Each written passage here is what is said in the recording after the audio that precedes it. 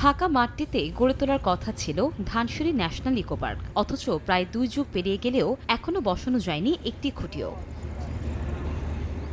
ঝালকাঠি শহরতলির কিফাতনগর এলাকায় কৃত্রিম চ্যানেল, গাবখান, ধানসিঁড়ি, সুগন্ধা, বিষখালী এবং বাসুন্ডা নামে ৫ নদীর মোহনায় জেগে ওঠা চরে ইকো পার্ক নির্মাণের উদ্যোগ নেওয়া হয়। ২০০৭-৮ অর্থবছরে ৪ কোটি টাকা বরাদ্দের পর চরের ৫৫ একর খাস জমিতে বালু ভরাট করা হয়। এরপরই শহরের একটি প্রভাবশালী চক্র ৩৫ একর জমির মালিকানা দাবি করে আদালতে মামলা ঠুকে দেয়, যা বর্তমানে উচ্চ আদালতে গড়িয়েছে।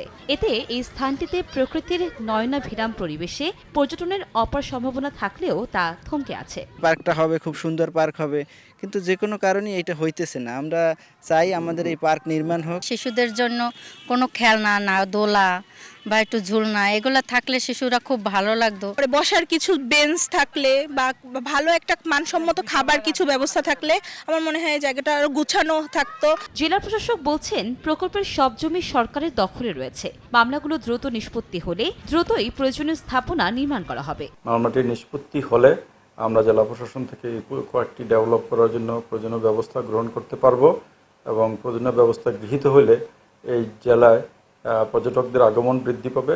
২২ বছর আগে ২০০২ সালে Jhalakathi Dhansiri national eco park নামে প্রকল্পটি যাত্রা শুরু করেছিল।